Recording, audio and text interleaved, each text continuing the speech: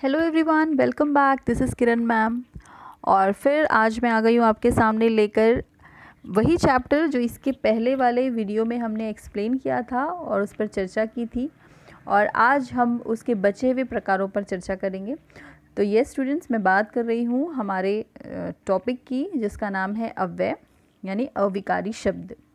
तो इसी छोटी सी परिभाषा मैं फिर से रिपीट करना चाहूँगी। अव्यय यानी अविकारी शब्द उन्हें कहा जाता है जिसमें किसी भी तरह का विकार उत्पन्न नहीं होता। इसके नाम में ही विकार है। विकार अर्थात परिवर्तन यानी बदलाव, चेंजेस, किसी भी रूप से, किसी भी शब्द के रूप में, चाहे वो वचन हो, लिंग हो, काल हो, कारक हो, किसी भी तरह का वहाँ पर परिवर्तन नहीं होता, वो स्थायी रूप से बने रहते हैं। तो इसके पहले वीडियो में हमने क्रिया विशेषण अव्यय पर चर्चा की थी। उसके बाद हमने दूसरे वीडियो में संबंध बोधक अव्यय पर चर्चा की थी। आज हम चर्चा करेंगे समुच्चय बोधक अव्यय के बारे में। आज हम समुच्चय बोधक अव्यय को पूरी तरह से पढ़ेंगे कि समुच्चय बोधक अव्यय किसे कहा जाता है और समुच्चय बोधक अव्यय कब लगाया जाता है, वाक्यों में उसकी पहचान किस तरह से की जाती है। तो चलिए बच्चों, शुरू करते हैं हमारा ये प्रकार समुच्चय बोधक अव्यय का। तो यहाँ पर आप देखिए, मैं ये जो वाक्य है यहाँ पर मैं पढ़ रही हूँ आपके सामने। वाजश्रवा ने नचिकेता की बात पर कोई ध्यान नहीं दिया, पर नचिकेता अपना प्रश्न दोहराता रहा। तो यहाँ पर आप देख सकते हैं समुच्चय बोधक अव्यय अर्थात दो वाक्यों को या दो शब्दों को यानी दो पदों को जोड़ने का कार्य करता है। तो ये होता है समुच्चय बोधक अव्यय। ठीक है। तो यहाँ पर हमने देखा कि दो एक समान परिस्थिति वाले जो वाक्य हैं वो समान परिस्थिति वाले होते हैं। सेम घटना के बारे में बात की जा रही है उस वाक्य में। ठीक है, दो वाक्य हैं लेकिन दोनों भी एक ही परिस्थिति, एक ही घटना के बारे में बात कर रहे हैं। दूसरा वाक्य हम यहाँ पर देखते हैं। यमराज ने नचिकेता का यथोचित सत्कार किया और उसके आने का कारण पूछा, उसके आने का प्रयोजन पूछा। तो यहाँ पर एक वाक्य हमारा कि यमराज ने नचिकेता का बहुत ही अच्छे से सत्कार किया, ये एक वाक्य हो गया। और उसके आने का कारण पूछा, यानी ये दूसरा वाक्य हो गया। तो दोनों वाक्यों को जोड़ रहा है कौन सा शब्द? और। तो ये होता है समुच्चय बोधक अव्यय। इसके पहले वाले प्रकार में हमने देखा था कि दो वाक्यों में संबंध, संज्ञा या सर्वनाम जैसे दो शब्दों के बीच में संबंध यानी कनेक्शन बनाता है, लेकिन यहाँ पर ये दो वाक्यों को या दो पदों को जोड़ता है। ओके। तो यहाँ पर हमने देखा कि जो वाक्य है पर, जो शब्द है पर या जो शब्द है और, ये दोनों शब्द जो है ये क्या कर रहे हैं? पहले वाक्य को दूसरे उपवाक्य से जोड़ने का कार्य कर रहे हैं, इसलिए ये समुच्चय बोधक अव्यय कहलाते हैं। अब इसकी एक छोटी सी परिभाषा यहाँ पर आप देख सकते हैं। जो शब्द एक उपवाक्य या एक पद का संबंध दूसरे उपवाक्यों या पदों से जोड़ते हैं उसे संबंध बोधक कहा जाता है। यानी कि दो वाक्यों में एक उपवाक्य और उसके साथ दूसरा उस पे जो उपवाक्य है वो दोनों के बीच में कनेक्शन, दोनों को जोड़ने का कार्य करता है। अब हम देखेंगे समुच्चय बोधक अव्यय के प्रकार। तो समुच्चय बोधक में एक होता है समानाधिकरण, दूसरा होता है वैधिकरण। ओके। तो यहाँ पर हम डिटेल में पढ़ेंगे इसके बारे में। हमने इसके पहले हमने इसको पढ़ा था कि दो शब्दों या दो वाक्यों को जोड़ता है समुच्चय बोधक अव्यय कहलाता है, जैसे और, तथा, की, परंतु। तो यहाँ पर हम इसकी डिटेल में चर्चा करने वाले हैं। तो इसके समुच्चय बोधक में भी एक इसका प्रकार है समानाधिकरण समुच्चय बोधक, यानी कि समान घटनाओं को जोड़ता है। ठीक है, समान रूप से दिखने वाले वाक्यों को जोड़ता है, समान उपवाक्यों को जोड़ता है। ठीक है, जो एक ही घटना को दिखा रहे हैं। यहाँ पर आप देखिए, अभिमन्यु अकेला था तथा दूसरी ओर कौरव सेना के 7 महारथी थे। तो यहाँ पर ये जो स्थिति है, ये जो घटना है, एक महाभारत की घटना बताई गई है जिसमें समान स्थिति वाले दो स्वतंत्र वाक्य हैं। ठीक है, अभिमन्यु अकेला था, ये हो गया आपका एक वाक्य, और दूसरी ओर कौरव पक्ष के 7 महारथी थे। तो ये दोनों वाक्यों को जोड़ रहा है, दोनों समान वाक्यों को जोड़ रहा है कौन सा शब्द? तथा। ठीक है, तो ये शब्द है समानाधिकरण, यानी समान वाक्यों को जोड़ रहा है। विदुर ने दुर्योधन को बहुत समझाया, ये हो गया एक वाक्य, परंतु हठि दुर्योधन न माना। तो यहाँ पे हम देख रहे हैं दोनों समान वाक्य, समान स्थिति वाले 2 वाक्य हैं, एक ही घटना के 2 वाक्य यहाँ पर हैं। तो ये दोनों वाक्यों को जोड़ने का कार्य कर रहे हैं ये शब्द, इसीलिए ये शब्दों को कहा जाता है समुच्चय बोधक अव्यय। समुच्चय बोधक अव्यय में बहुत सारे शब्द हैं, लेकिन उसमें भी हम अगर देखें उसके उप प्रकारों को अगर हम चर्चा करें तो ये आते हैं समानाधिकरण समुच्चय बोधक अव्यय।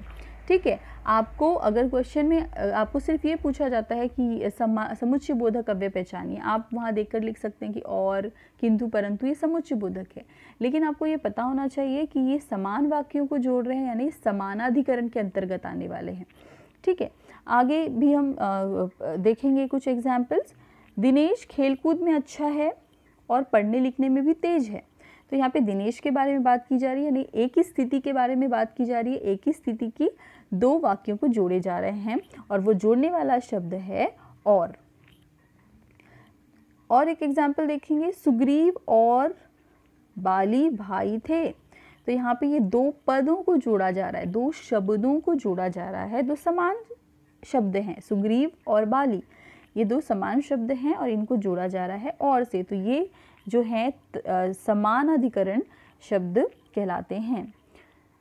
आगे हम देखेंगे इसके और जो है इसके प्रकारों पर हम चर्चा करेंगे कि किस तरह से ये इनके और कुछ भेद हैं। अब समानाधिकरण के बाद समानाधिकरण समुच्चय बोधक भेद में समानाधिकरण समुच्चय भेद को इनको भी 4 भागों में बांटा गया है। जो समानाधिकरण हमने आपको बताया, समानाधिकरण यानी समान स्थितियों को जोड़ता है, तो यहाँ पर भी उसके कुछ वाक्य कुछ उसके प्रकार होते हैं, जैसे कि वो शब्द जो है संयोजक हो सकते हैं, विभाजक हो सकते हैं, विरोध दिखाने वाले हो सकते हैं, या परिमाण दिखाने वाले शब्द हो सकते हैं।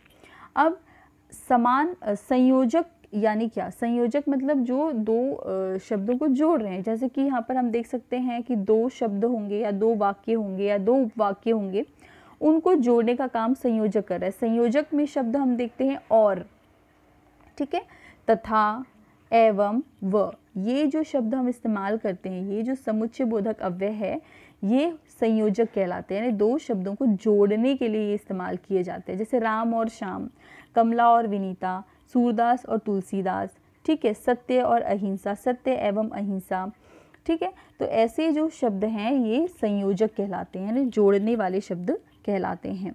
इन शब्दों से हमेशा जोड़ने का काम किया जाता है। ये दोनों शब्द जो हैं वो समान प्रतीत होते हैं। उसके बाद हम देखेंगे इसी में विभाजक भी होते हैं, जैसे कि या, अथवा, चाहे, न। उदाहरण में यह चित्र मोहन लाया होगा या दिनेश लाया होगा। यहाँ पे हम देख रहे हैं कि ये 2 अलग अलग हैं, विभाजक का कार्य कर रहे हैं ना। या तो मैं साइकिल खरीदूंगा या कैमरा, न वो मुझसे बोला न मैं उससे बोला, चाहे ये लो चाहे वो लो। तो ये एक तरह से विभाजक वाले शब्द हैं, आते ये समुच्चय बोधक के अंतर्गत ही हैं, लेकिन ये इनकी ये पहचान है कि ये विभाजक वाले शब्द जो हैं वो दिखते हैं। तो ये जो रंगीन शब्द हमने देखा ये विभाजक वाले शब्द हैं। उसके साथ हम देख सकते हैं कि कुछ विरोध वाले शब्द भी हमको होते हैं, यानी 2 समुच्चय बोधक, जो समुच्चय बोधक 2 उपवाक्यों को जोड़ता है पर दोनों परस्पर अपोजिट होते हैं, ठीक है। हमने समान शब्दों को देखा, समान शब्द जो थे वो संयोजक में आते थे, ठीक है, लेकिन ये जो है विरोध है, यानी कमलेश तो आ गई परंतु विमलेश नहीं आया, है ना। ये 2 अपोजिट विरोध दिखा रहा है। वह विद्यालय तो गया लेकिन काम करके नहीं आया, दोनों अपोजिट है ना। वीर पुरुष अहंकारी होते नहीं होते परंतु विनम्र होते हैं। एक जो वाक्य है दूसरा उसके अपोजिट वाला वाक्य, दूसरा उसके विपरीत है, ठीक है। तो ये जो शब्द कहलाते हैं ये विरोधाभास वाले। तो संयोजक हमने देखा, संयोजक इन्हें जोड़ते हैं, विभाजक देखा हमने, और विरोधाभास वाले शब्द देखा। अब यहाँ पर अंतिम है हमारा जो हम देखेंगे, परिमाण दिखाता है। हमने बहुत सारे शब्द देखा है इसलिए से जुड़ते हैं, बहुत सारे शब्दों को देखा है हमें अतः से जुड़ते हैं। तो वह कमज़ोर है इसलिए तेज़ नहीं चल सकता। अब यहाँ पर अगर हमने बोला कि ये कौन सा अव्यय है, तो यहाँ पर आप इसको देखकर ही पहचान लेंगे। यहाँ पे दो जो वाक्य है वो जुड़े हुए हैं आपस में इसलिए से, ठीक है। किससे जुड़े हैं? इसलिए से जुड़े हैं, तो ये समुच्चय बोधक अव्यय कहलाएगा। लेकिन सिर्फ ये इसकी डिटेल्स हम पढ़ रहे हैं, इसके ऊपर चर्चा कर रहे हैं हम, इसके सूक्ष्म रूप से इसकी चर्चा की जा रही है। तो ये आपको पता होना चाहिए कि ये जो है ये परिमाण के अंतर्गत इसको रखा गया है। ये परिमाणवाचक है, यानी दूसरे वाक्य के परिमाण का बोध करा रहा है कि सवेरे जोर से वर्षा हो रही थी अतः कम विद्यार्थी आए थे। तो इस तरह से हमने देखा कि ये जो समुच्चय बोधक अव्यय में किन किन चीज़ों को रखा गया है। समुच्चय बोधक अव्यय यानी दो समान शब्दों को, समान स्थिति, समान घटनाओं वाले वाक्यों को जोड़ने का कार्य करते हैं, इसीलिए वो समुच्चय बोधक अव्यय कहलाते हैं। समुच्चय बोधक अव्यय में कई सारे शब्दों को रखा गया है, जैसे और, किंतु, परंतु, कि, व, तथा, ऐसे कई सारे शब्द हैं। इसलिए बस हमने यहाँ पे डिटेल्स में आपको यही बताया कि वो किन किन के अंतर्गत आते हैं। कुछ संयोजक होते हैं, कुछ विभाजक होते हैं, कुछ विरोधाभास दिखाते हैं, कुछ परिमाण दिखाते हैं, ठीक है। तो इस तरह से ये सारे जो है संयोजक, विभाजक, परिमाण और विरोधाभास, ये आते हैं समानाधिकरण समुच्चय बोधक अव्यय में। तो आई होप स्टूडेंट्स आप इसको ध्यान से इसको समझेंगे और आपको ये समझ आ गया होगा। तो नेक्स्ट वीडियो हम लेकर आएंगे विस्मयादिबोधक अव्यय और हम उस पर चर्चा करेंगे। तब तक के लिए student, thank you so much and take care.